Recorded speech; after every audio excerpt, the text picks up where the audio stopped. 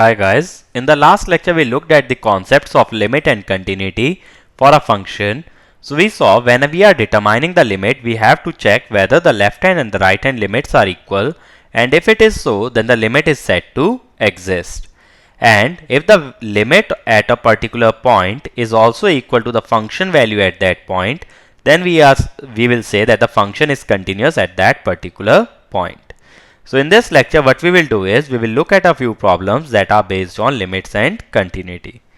So if you look at the first problem, it is asking me limiting x tending to 1 cos of pi x by 2 upon 1 minus root x.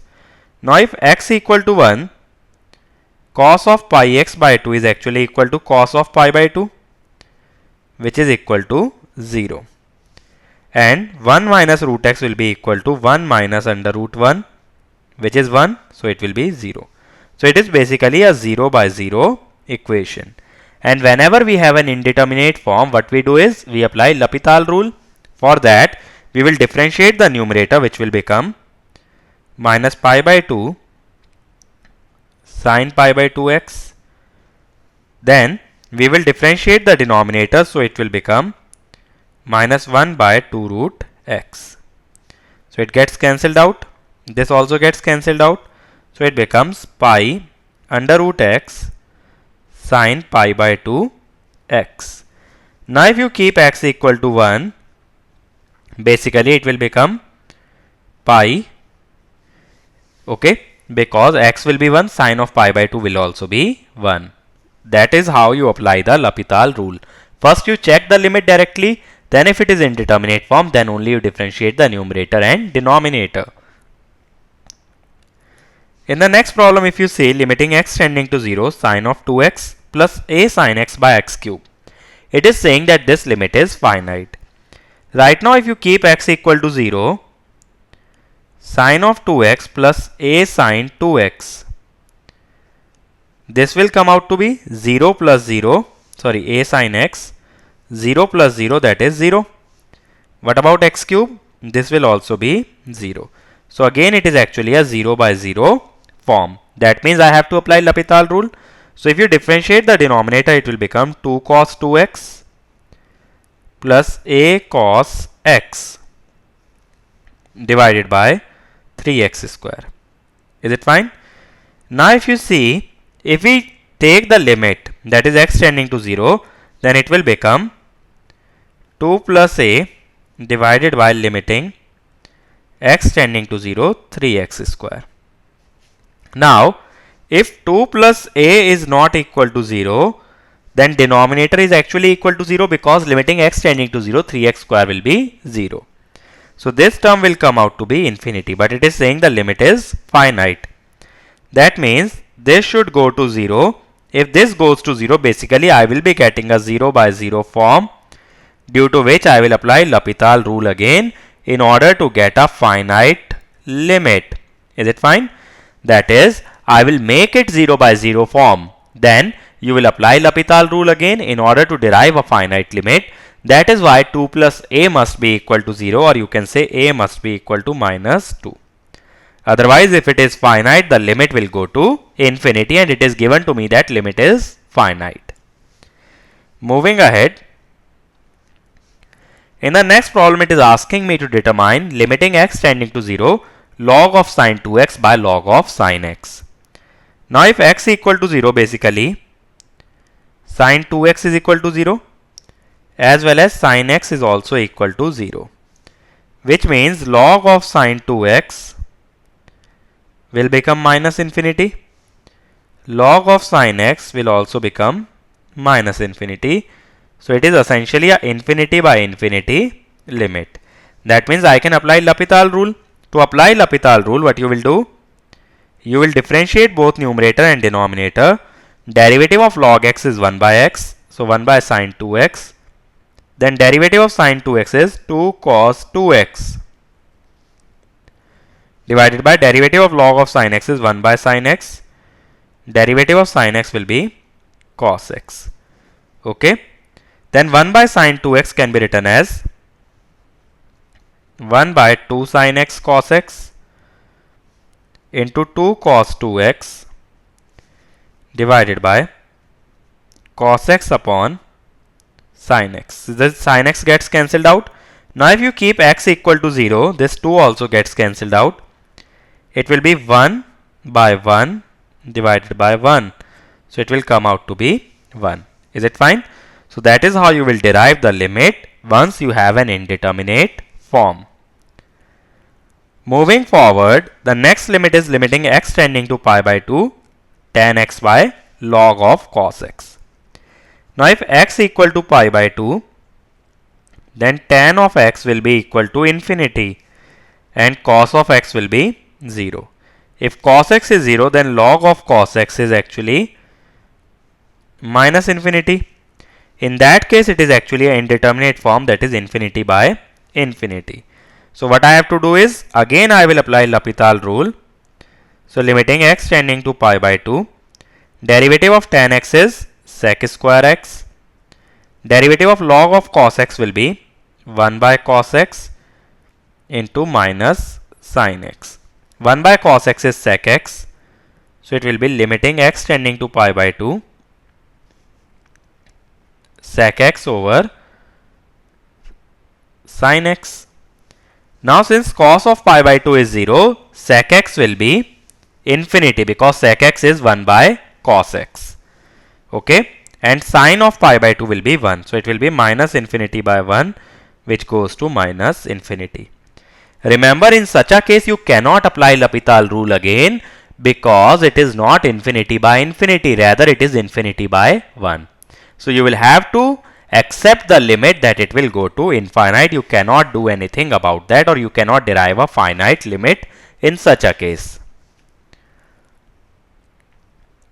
In the next, it is asking me limiting x tending to 0 x square log x.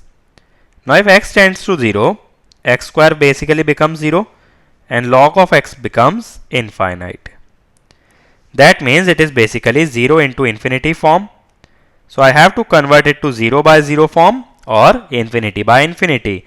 So I can also write it like this: limiting x tending to 0 log x divided by 1 by x square. Now if x square goes to 0, 1 by x square goes to infinity. So it is basically infinity by infinity. Now I can apply L'Hopital rule. So it will become limiting x tending to 0. Derivative of log x is 1 by x. Derivative of 1 by x square is minus 2 by x cube. That is limiting x tending to 0 minus x square by 2. Now it will come out to be 0. Is it fine? So that will be the limit based on the L'Hopital rule. In the next problem, it is asking limiting x tending to 1 x minus 1 tan pi by 2 x.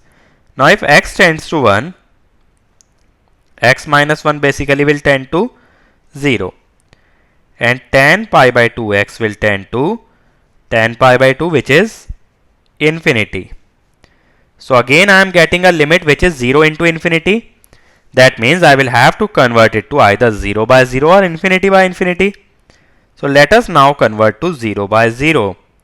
So it will become x minus 1 divided by cot of pi by 2 x. Okay. Now if tan becomes infinity, cot will be 0. So it is 0 by 0 form. Now you will differentiate numerator and denominator. So it will be limiting x tending to 0 1 by minus pi by 2 cosec square pi by 2 x. Now sin pi by 2 is 1, so cosec pi by 2 will also be 1. So it will become minus 2 by pi. That will be the limit based on the L'Hopital rule. Moving on to the next problem. It is asking me limiting x tending to 0 1 by x minus 1 by tan x. So if I take the LCM, it will become tan x minus x over x tan x. Now as x tends to 0, tan x will also go to 0. So it is actually 0 by 0 form. That is, I will have to take the derivative in order to derive the limit. Derivative of tan x is sec square x. Derivative of x is minus 1. Then it will be x sec square x minus tan x. Now if you see the denominator and numerator, if you keep 0, sec x will be 1, so numerator is 0. And if you keep 0, tan x will be 0, this will also be 0. Again it is 0 by 0 form. That means I will have to differentiate it once again. So it will become 2 sec x, derivative of sec x is sec x tan x, divided by, it will be x 2 sec square x tan x, that is the derivative of sec square x, plus sec square x minus sec square x. So this gets cancelled. Now if you see, it will become 2 sec square x tan x will get cancelled out. So it will be 1 by x. If it is 1 by x, then basically this limit will go to 0. Is it fine? So if x tends to 0, basically this will go to infinity. So the limit of this function is infinity. Moving forward, the next function that I am given is limiting x tending to 0 mod x by x. Now if you see, if x is less than 0, then basically mod x is equal to minus x. And if x is greater than 0, mod x is equal to plus x. So if I take the right hand limit, that is x tending to 0 plus mod x by x. For greater than 0 it will be x by x, that is 1. What about left hand limit? X tending to 0 minus mod x by x will be minus x by x, that is minus 1. Which means the left hand limit is not equal to right hand limit. Hence, limit does not exist. Is it fine? Also, you can observe it from the graph. It is basically same as the signum function. So if you go to the left of 0, you are getting minus 1. To the right of 0, you are getting plus 1. That is why the limit will not exist. In the next problem, it is asking me to find the limit of x raised to the power sin x. So if you see, as x tends to 0, sin x will also go to 0. That means it is of the form 0 raised to the power 0. So what I will do is I will define y as x raised to the power sin x. Then what will be log of y? It will be x into log of sin x. Now, as x tends to 0, sin x is tending to 0, so the log will tend to infinity. Now it becomes 0 into infinity form. So I can also write it as log of sin x over 1 by x. Now it becomes infinity by infinity. So I can apply L'Hopital rule for finding the limit. So if you apply L'Hopital rule, you will take the derivative of the numerator, which is 1 by sin x into cos x divided by 1 by x square. That is minus cos x by sin x by minus 1 by x square. Now as you can see, it is again infinity by infinity, because as x tends to 0, sin x will also go to 0, so the numerator is infinity and the denominator is also infinity. Okay. So it is basically limiting x tending to 0 minus cot x by x square. It will be minus cot x by x square. Now what will happen when you differentiate it again? So it will become not x square, it will be 1 by x square. If you differentiate it again, it will become limiting x tending to 0, derivative of cot x is minus cos x square x. So cos x square x minus 2 by x cube. Now if you see, the numerator is 0 as x tends to 0 and the denominator is infinite. Okay. If the denominator becomes infinite, then this will go to 0. Okay. Because now it is no longer infinity by infinity form. Is it fine? So this limit will go to 0 as the denominator becomes infinite. In the next problem, it is asking us to determine the continuity of a given function, that is 1 plus 3x raised to the power 1 by x for x not equal to 0 and e raised power 3 for x equal to 0. Now if you calculate the limit x tending to 0, 1 plus 3x raised to the power 1 by x, then as we studied, limiting x tending to 0, 1 plus nx raised to the power 1 by x is e raised power n. In such a case, here this limit will go to e raised to the power 3. Now if you see, limiting x tending to 0, 1 plus 3x raised to the power 1 by x is e raised power 3, which is also equal to the function value at 0. So this function is continuous at x equal to 0. Is it fine? So this function will be continuous. So in the next problem, it is saying fx is a function which is sine of gif divided by gif for gif not equal to 0, and it is 0 when gif is 0. Now it is saying the reason for fx to be discontinuous at x equal to 0. That means it is clearly telling me that fx is discontinuous at x equal to 0. Now if we expand the function definition in terms of x, when will the GIF will be non-zero around x equal to 0? So if we see the graph of GIF, it is something like this. So if you are just below 0, that is 0 minus, GIF is actually equal to minus 1. But at 0 plus, GIF is equal to 0. That means the function will be equal to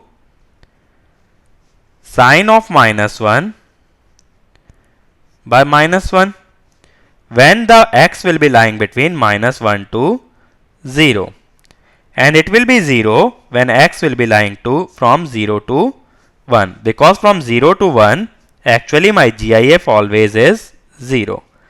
Now what is sine of minus 1 by minus 1? It is equal to sine 1 when we are going from minus 1 to 0, and 0 when we are going from 0 to 1. As you can see, the right hand limit at x equal to 0 is 0, whereas the left hand limit is sine of 1. So the left hand limit is not equal to right hand limit. Is it fine? So that is why the function is not continuous, because both the limits are unequal. Is it fine? It means f0 is defined, but limiting x tending to 0 does not exist. Why does the limit does not exist? Because both the limits are unequal. So these basic concepts you must always remember. One is the L'Hopital rule, and other is calculating the limit and equating it to the function value in order to derive the continuity. Okay. So this is all from this lecture. In the next lecture, we will study about the differentiability of a function.